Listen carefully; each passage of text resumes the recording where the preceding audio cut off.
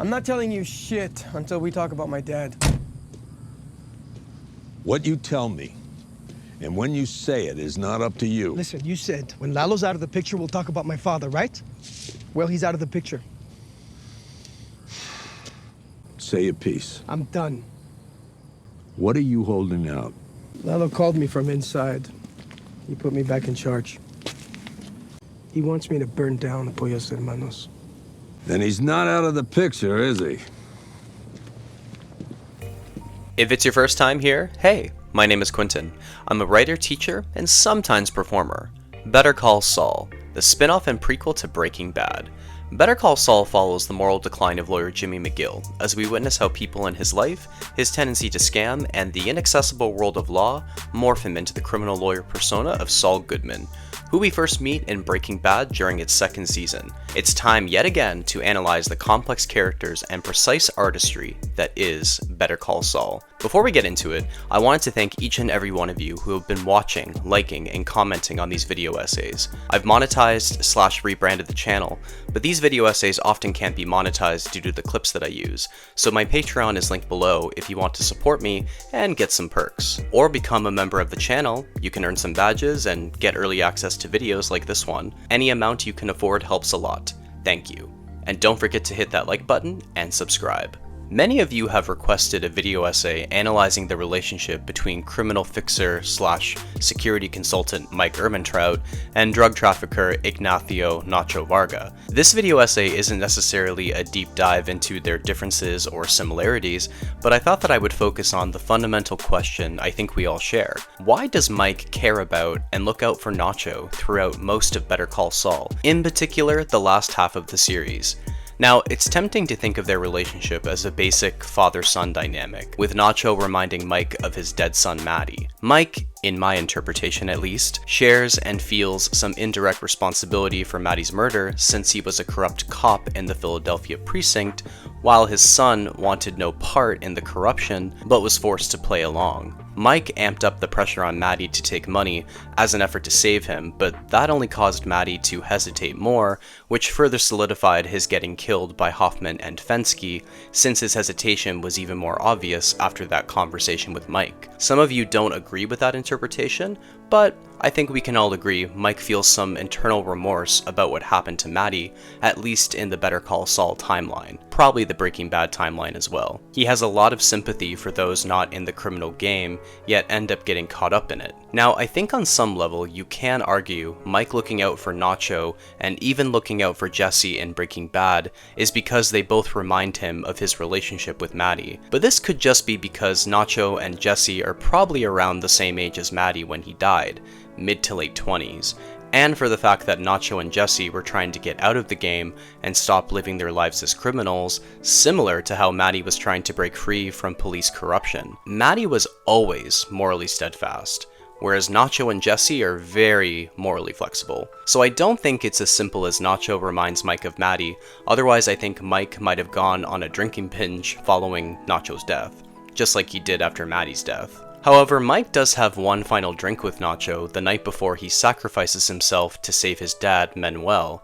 It's not a drinking binge, but just a drink. Within this quiet scene between Mike and Nacho in Season 6, Episode 3, Rock and Hard Place, we have a possible answer as to why Mike cares so much for Nacho, and it's all in the drinking behavior. Allow me to explain. Let's get into it.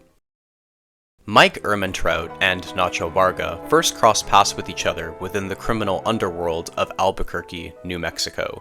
Nacho purchases some prescription drugs as a side deal away from the eyes of the Salamancas, and Mike is there to protect Price, aka Danny, and make sure that he doesn't get ripped off. Mike is here with Nacho for the first time because of financial necessity, providing for his daughter-in-law and granddaughter after the death of Matty. Only about a year prior to this meeting, if I have that time frame right, Mike was excessively drinking in Philadelphia bars to cope with Matty's murder. a habit he continued right up until he took revenge on Maddie's killers, then becoming solid again in his words and stopping the excessive drinking. For the rest of the first half of Better Call Saul, we do see Mike frequent bars occasionally, but never drinking to cope with trauma, just drinking to chill and socialize, maybe nurture that side of himself that tries to pass as a normal, law-abiding citizen. Mike and the German engineer Werner Ziegler even have a long scene bonding over a beer at the bar, which is so sweet but incredibly bittersweet too, knowing what comes next. Only a few episodes later in season 4, Mike commits his first true murder, not counting Hoffman and Fensky. Mike is forced to kill Werner after he escapes Gus's hidden lab construction to see his wife. He doesn't want to pull the trigger, but if a trigger is going to be pulled, Mike would prefer to be the person to do it. This hits him pretty hard, not only because of his budding friendship with Werner, but because this painfully reminds him of Hoffman and Fensky killing Maddie because he knew too much and couldn't be trusted. But this time, Mike is the one killing to keep someone quiet, and he can't really take any revenge on Gus afterwards, so instead he starts drinking in excess again. Drinking so much to the point where he starts picking fights with street gangs until Gus steps in and saves him. He does sober up once again, joining Gus's war against the cartel, which ends up involving Nacho Varga as a compelled informant. Nacho is only doing it because of the threat to his dad's life and the risk of being found out by the Salamancas about giving Hector a stroke. Mike does offer Nacho a lot of support and advice prior to him being under Gus's control, compelling him to return Price's baseball cards, assisting him with putting Tuco in jail rather than killing him, and even cautioning him about switching Hector's heart medication. But I would argue none of these actions constitute Mike looking out for Nacho personally. All of these actions are more about Mike's own self-preservation and money, as opposed to sympathy or love for Nacho. I'm not saying that the thought of looking out for Nacho didn't somewhat occur to Mike at this point in their history, since Nacho's hardened, cool exterior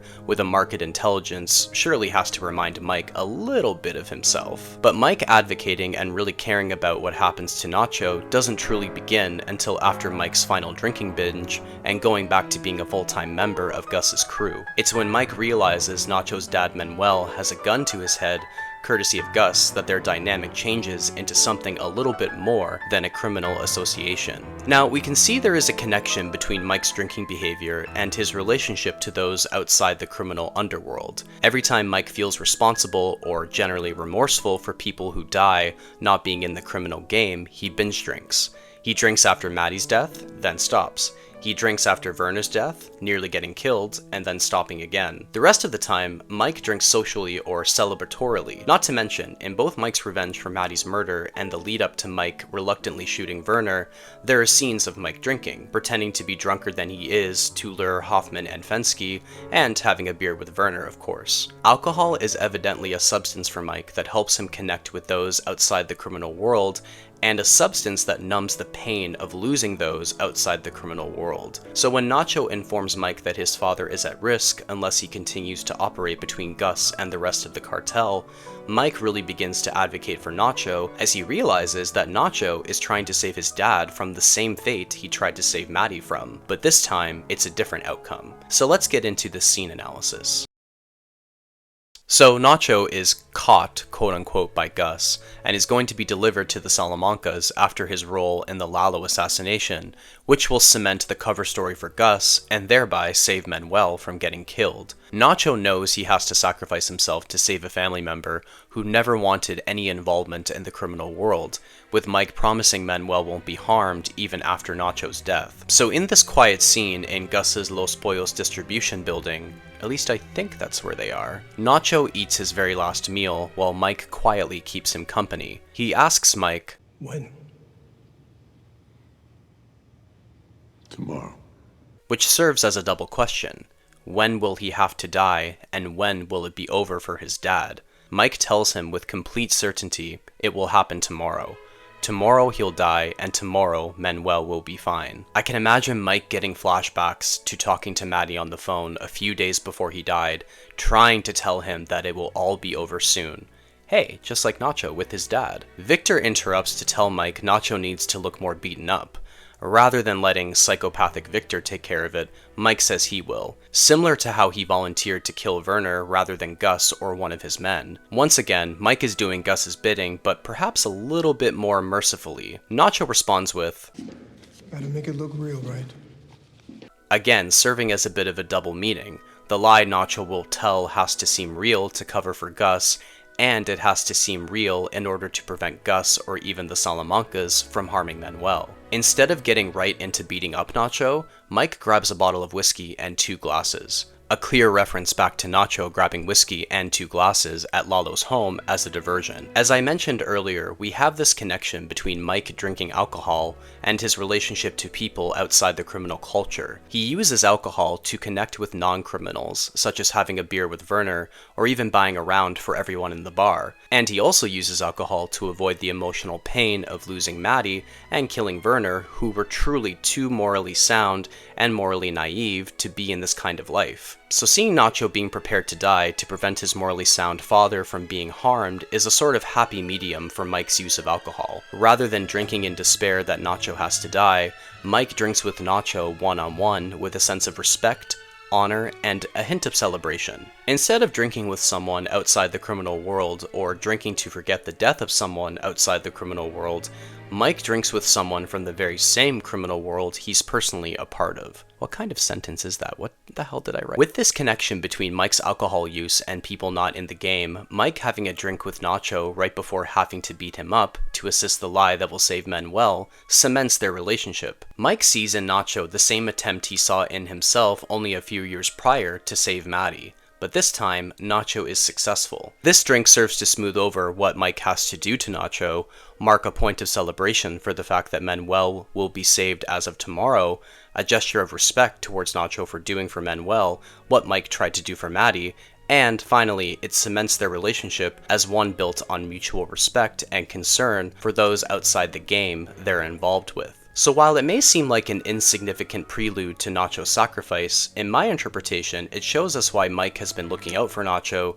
throughout the last half of the series. It's not that Mike sees Maddie within Nacho, but rather he sees Maddie within Manuel. It's a little scene among many between Mike and Nacho, but I think the symbolism of Mike's alcohol use, combined with the content of this scene, truly explains the closeness of their relationship. Mike binge drank to numb the trauma of not being able to save Maddie and sharing some of that indirect responsibility, but Mike drinks honorably with Nacho because the innocent will actually be saved this time. After making 5 of these video essays now, I've begun to realize that Better Call Saul is a series that deals with characters constantly going around in circles, trying hard to change their ways, but only encountering similar circumstances or people and ultimately doubling down on their old ways. Nacho tried to get out and only got him and his dad in deeper with the cartel. Mike tried to avoid any situations in the criminal world where innocent people would be harmed, but working for Gus made that even more of a possibility. In this scene,